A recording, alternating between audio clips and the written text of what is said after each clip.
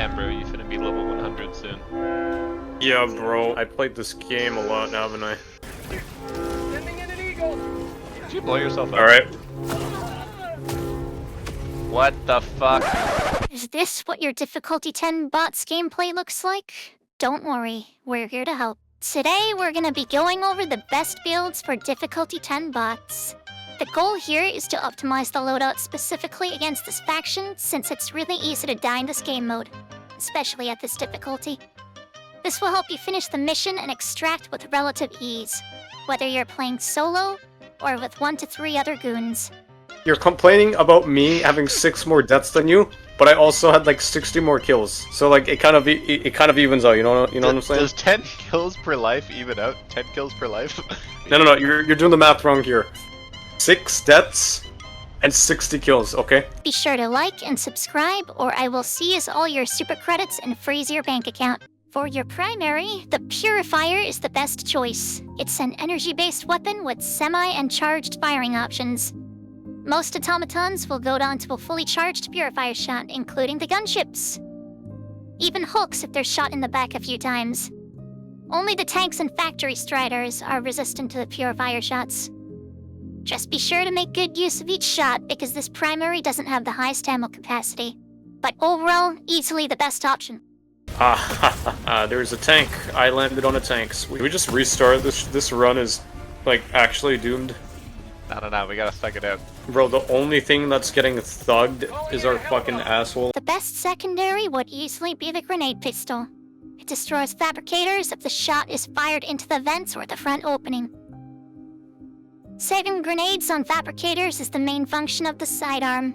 Besides its effectiveness for objectives, it's good for clearing mobs of enemies with weaker armor. Damn, the automaton music is dramatic. There's music in this game? The best grenade for bots with this build would be the stun grenade. Most other grenades can't really effectively damage bots, besides the thermite. But this one can at least effectively stun them. It can even stun some larger enemies, like the Hulk. Once stunned, you can follow up with a stratagem like the orbital precision strike to remove its presence. There's a Hulk. That's definitely what I wanted to see. Not anymore. Oh fuck, he lived. First is orbital precision strike. It has a very low cooldown relative to most other stratagems and high damage. It's able to take down most enemies, including Hulks and tanks, in one shot.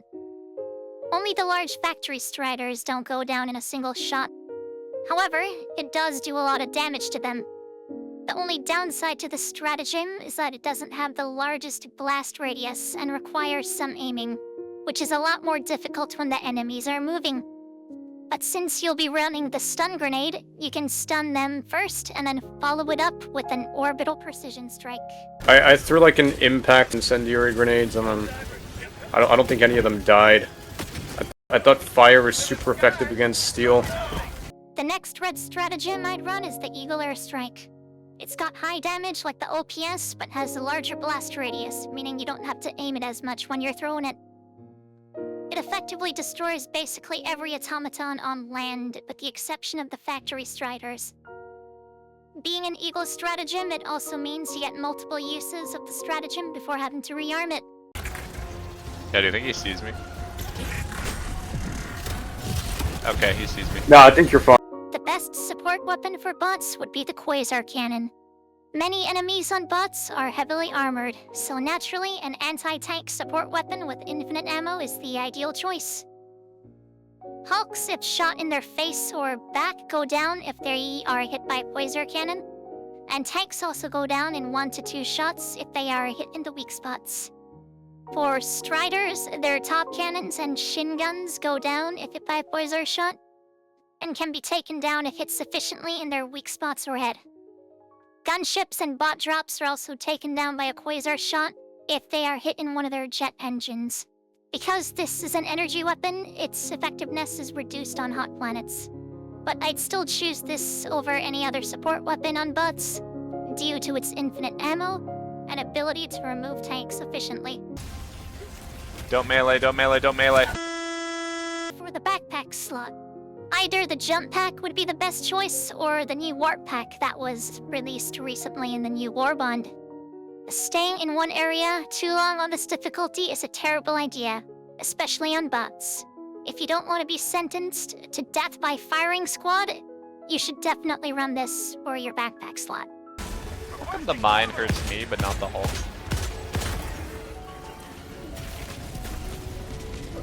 Racism.